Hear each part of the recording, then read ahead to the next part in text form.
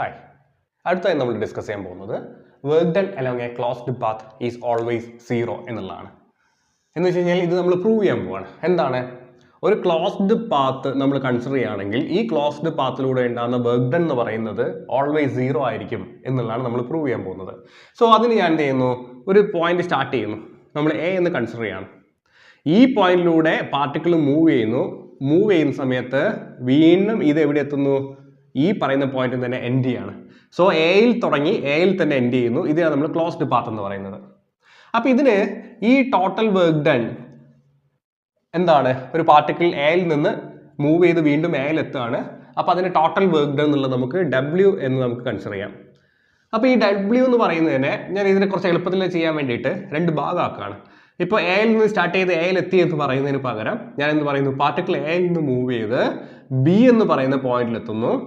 ഈ ബിയിൽ നിന്ന് മൂവ് ചെയ്ത് വീണ്ടും എ എന്ന് പറയുന്ന പോയിന്റിൽ എത്തുന്നു അല്ലേ? അപ്പൊ ടോട്ടൽ വർക്ക് ഡൺ എന്ന് പറയുന്നത് എന്തായിരിക്കും? ഫസ്റ്റ് ഈ half A to B. So integral A to B F dot D R എന്ന് പറഞ്ഞാൽ പാർട്ടിക്കിൾ എന്തായി?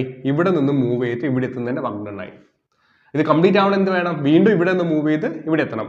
So plus integral B to A F dot D R ചെയ്ത് കഴിഞ്ഞാൽ എന്ത്?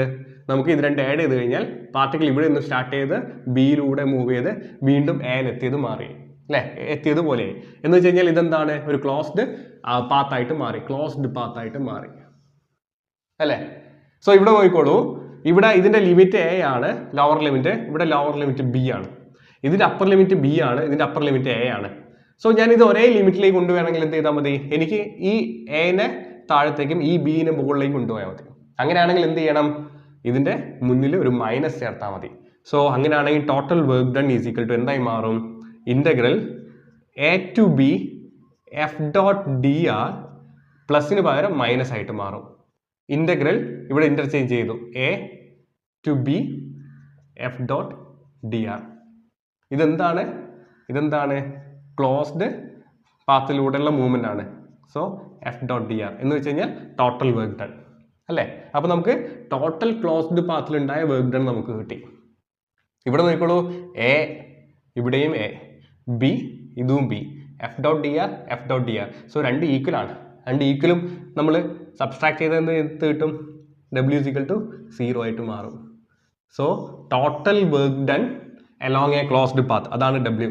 So total work done along a closed path equal to എന്താണ്? 0 അല്ലേ? Clear ആണോ?